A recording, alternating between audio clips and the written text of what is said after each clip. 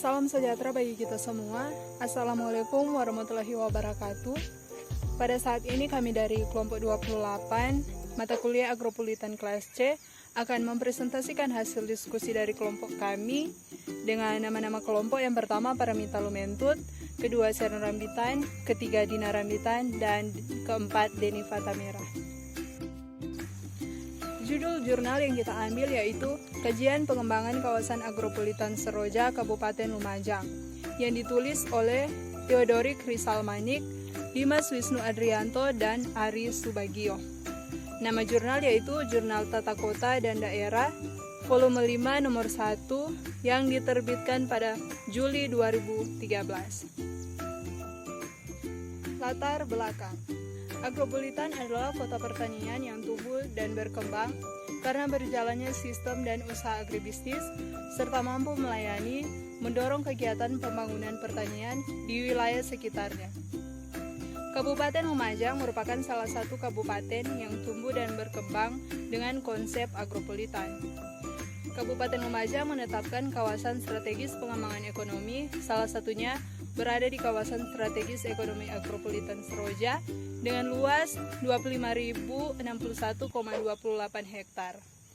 Pengembangan kawasan agropolitan Seroja ini bertujuan untuk mengembangkan agribisnis pertanian tanaman pangan, perkebunan, kehutanan, peternakan, dan perikanan yang berwawasan lingkungan guna meningkatkan nilai tambah dan daya saing, mendayagunakan sumber daya agribisnis kawasan agropolitan Seroja, meningkatkan pendapatan masyarakat agribisnis di sekitar kawasan, meningkatkan kontribusi dalam pertumbuhan PDRB, melakukan repositioning pemasaran daerah Kabupaten Lumajang di pasar nasional maupun global.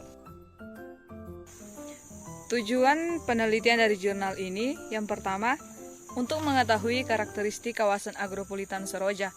Kedua, mengetahui perkembangan kawasan agropolitan Seroja.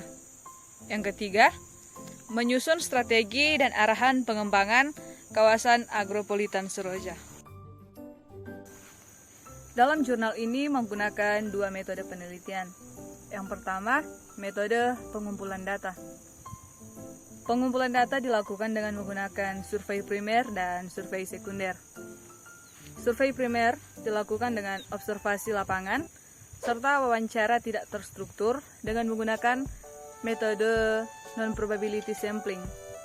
Metode pengumpulan narasumber dalam penelitian ini adalah dengan metode purposive snowball sampling. Pelaksanaan wawancara dilakukan di kedua kecamatan, yaitu di Kecamatan Tiga Senduro dan di Kecamatan Pasru Jambe dengan narasumber tokoh-tokoh utama pengembangan kawasan agropolitan, baik dari masyarakat, tokoh keagamaan, dan pejabat terkait di kedua kecamatan. Yang kedua, metode analisis.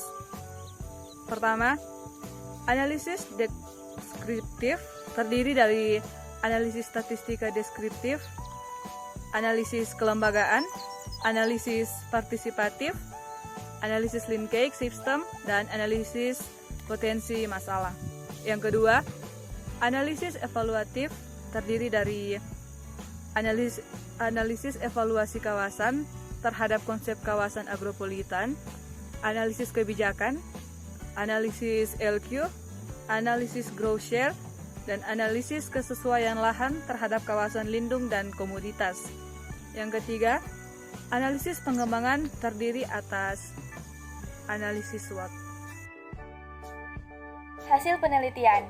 Berdasarkan pada hasil klasifikasi ditinjau dari analisis growth share, maka dapat diklasifikasi potensi pengembangan tiap komoditas yang ada di Kabupaten Lumajang, yakni komoditas unggulan meliputi durian, pepaya, pisang, sukun, kubis, cabai besar, cabai rawit, sawi, tomat, dan tebu.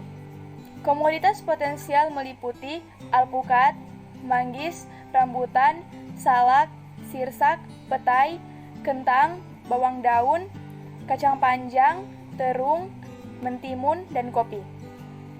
Terdapat 3 komoditas unggulan yang baik untuk dikembangkan di kawasan agropolitan Seroja, yaitu komoditas pisang, komoditas durian, dan komoditas sukun. Komoditas pisang dalam pelaksanaan sistem agribisnis dapat dikatakan telah berjalan dengan baik dan berkembang dengan disertai dukungan pemerintah. Komoditas durian dan komoditas sukun belum mendapat dukungan dari pemerintah Kabupaten Lumajang dalam pengembangannya. Strategi dan arahan pengembangan kawasan agropolitan Seroja. Strategi atau upaya pokok dalam mengembangkan kawasan agropolitan Seroja, Kabupaten Lumajang yang berkelanjutan, yaitu 1. Terbangunnya sistem agribisnis yang utuh. 2. Kelembagaan yang bersinergi. 3. Terbangunnya infrastruktur dan fasilitas penunjang mendukung kegiatan agribisnis. 4. Pengembangan lingkungan. 5. Terbentuknya sumber daya manusia yang unggul. Adapun kelebihan bahkan kekurangan dari jurnal yang kami bahas ini.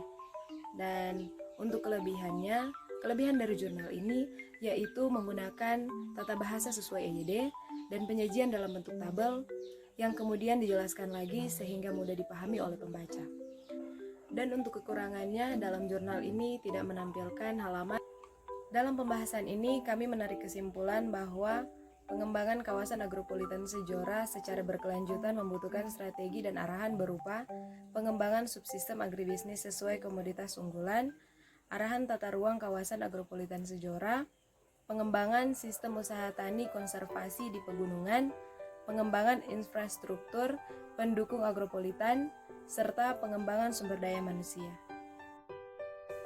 Itulah hasil pembahasan kelompok kami, dan jika ada kesalahan kami memohon maaf dan diucapkan terima kasih.